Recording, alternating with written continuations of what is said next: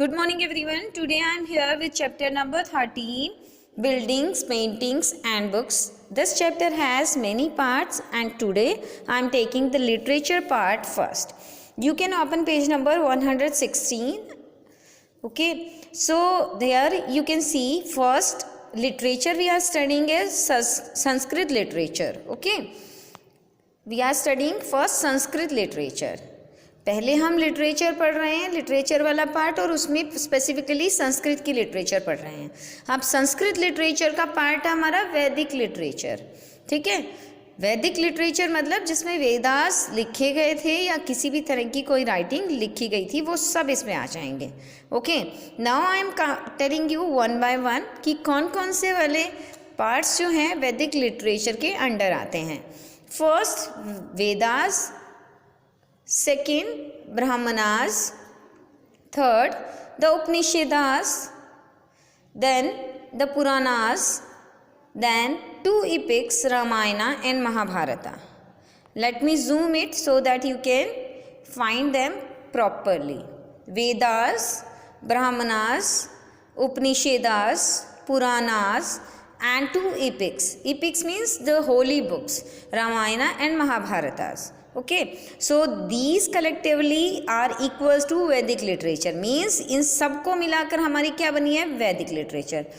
Okay, अब हम आगे बढ़ते हैं कि संस्कृत की वैदिक लिटरेचर हो गई. इसके एक एक पार्ट को मैं यहाँ पर एक्सप्लेन करूँगी. So please pay your attention. The Vedas. Vedas have 4 parts. 4 होते हैं वेदा. ऋग्वेदा, सामवेदा, यजुर्वेदा एंड अथर्ववेदा. 4 पार्ट हैं इसके. Rigveda, Samaveda, Atharvaveda, Yajurveda. Okay, the oldest Veda as we studied in previous chapters also, chapter number 6 I think. In chapter number 6 we have studied about Rigveda. This is the oldest Veda. Rigveda is the oldest Veda. Okay, about 3500 years ago it was composed. ये कब compose किया गया था? 3500 years back. Okay, now Samaveda, Yajurveda and Atharvaveda, they are also Vedas but they were compose between 3000 to 2500. मतलब इनका जो composition था वो बाद में हुआ. मोस्टली क्वेश्चन आता है आपका ऋग्वेदा से कि which is the oldest Veda and when it was compose. So what will be answer? The oldest Veda is Rig Veda and it was composed 3500 years ago. Okay, one more part this Rig Veda has. It has some more parts. You can see on page number 116 of your page book. Okay, so it has 10 mandalas. The Rig Veda is divided into 10 mandalas and it contains 1028 suktas. So this is also an important part. So I am writing it here. मैं यहाँ पर लिख देती हूँ आपके लिए कि ऋग्वेद के अंदर आपके जो 10 मंडलास होते हैं प्लस इसके अंदर आपके 1028 जो होते हैं वो सुक्तास होते हैं. ओके, ये एक पार्ट आप और भी लिख लेंगे यहाँ पर. Next is Brahmanas. अब ब्राह्मणास सुनने में ऐसा लग रहा है कि कुछ ब्राह्मण्स करते होंगे. यस. सो इसमें क्या होता है कि कमेंट्री होती है ऑन द वेदास. मतलब वेद के बारे में क्या क्या वो बातें हुई वो सभी इसमें लिखी होती है. कमेंट्री हम देखते हैं ना, क्रिकेट में भी कमेंट्री होती है, किसी भी मैच में कमेंट्री होती है. So line to line description, line to line explanation या पॉइंट टू पॉइंट एक्सप्लेनेशन, एक लाइन को बताया जाता है, एक एक बात को बताया जाता है, उसको हम कहते हैं कमेंट्री. सो वेदास के बारे में जो भी बोला गया था वही क्या हो गई, ब्राह्मणास में इंक्लूड हुई है और वो क्या है, कमेंट्री है on the Vedas. Okay, each Veda has a separate ब्राह्मणा. हर वेद की अपनी सेपरेट ब्राह्मणा होती है. ओके, नाउ उपनिषेदास 108 होते हैं Upanishads. Okay, and about life after death and they revolves all around the life after death. इसमें क्या डिस्कशन हुआ है, लाइफ आफ्टर डेथ का डिस्कशन हुआ है. ओके, आत्मा के बारे में बात हुई है. आत्मा इंडिविजुअल सोल माना है, एक अकेला माना है, और ब्रह्मा जो है, ब्रह्मा जो भगवान, हम ब्रह्मा भगवान कहते हैं, वो यूनिवर्सल सोल उनको माला है। मतलब सबसे बड़ी पावर जो है, यूनिवर्सल सोल जो है वो है ब्रह्मा, और जो हमारी इंडिविजुअल सोल है, नॉर्मल इंसान जो है वो क्या है, आत्मा है। सो जो ब्रह्मा है उसमें जाकर आत्मा मिल जाती है। ओके, पुराणास।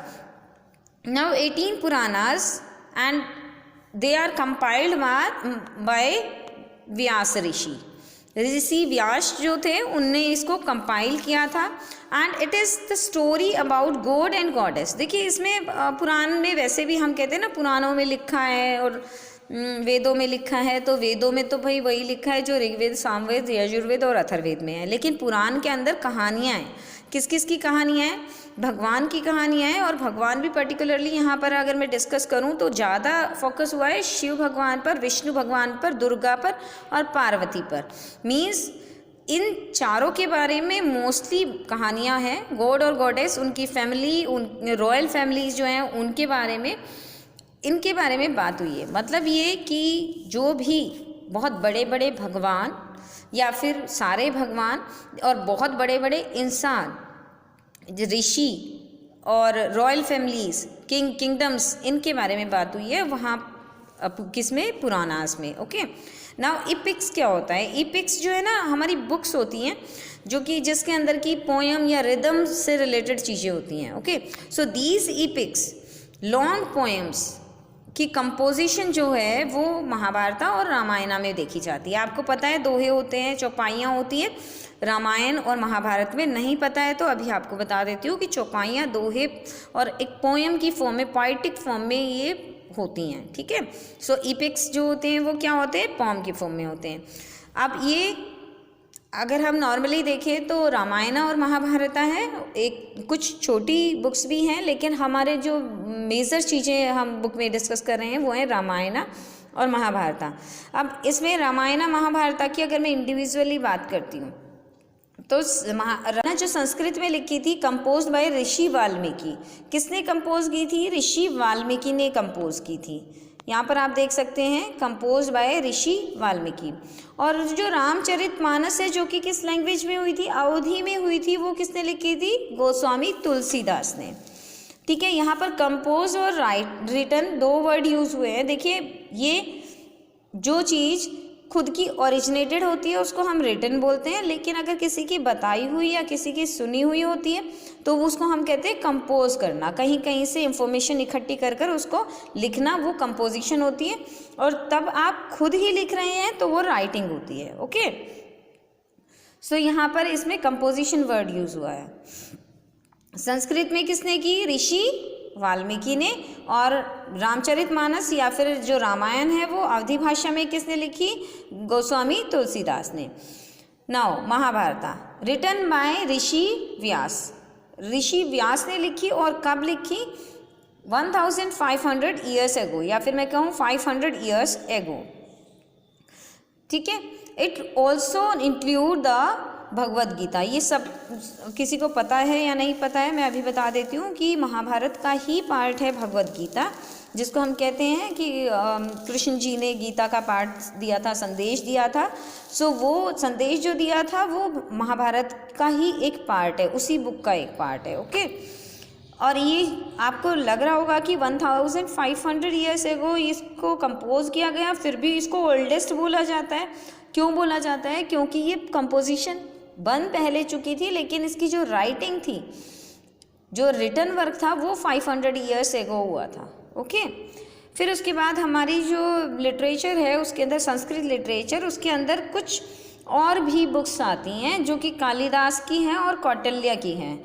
तो कालिदास की जो है वो, कालिदास की में मोस्टली आपको जो देखने को मिलेगा, प्ले मिलेंगे, पोम्स मिलेंगी। ठीक है, और वो संस्कृत में मिलेंगे आपको। ठीक है, कालिदास ने संस्कृत में लिखा था, इसलिए संस्कृत लिटरेचर का इसको पार्ट बनाया गया। इसमें जैसे आपका मेघदूत है, अभिजाना शकुंतलम, जो लास्ट उसमें भी चैप्टर में भी आपका ये वर्ड, ये बुक का नाम आया था, अभिजाना शकुंतलम। और कुमारा संभावा। ठीक है, ये बुक है। और रघुवंशा, ये कुछ बुक्स हैं मेघदूत, अभिजाना शकुंतलम, कुमारा संभवा और यहाँ पर है रघुवंशम। ये बुक्स किसने लिखी हैं? कालिदास ने लिखी हैं। ये संस्कृत में लिखी है, इसलिए ये संस्कृत लिटरेचर का पार्ट हो गई। ठीक है। अब कौटिल्य की बुक है अर्थशास्त्र, ये भी संस्कृत में लिखी गई थी और डिस्क्राइब, देखिए इसके अंदर है ना, इनने पूरी जो भी सोसाइटी थी उसमें पॉलिटिक्स को कैसे इंक्लूड किया जाए, रूल कैसे किया जाए, उसको इनने शो किया था। मतलब कोऑर्डिनेशन कि लोगों को या फिर सत्ता को अपने वश में करने के लिए हमें क्या करना चाहिए।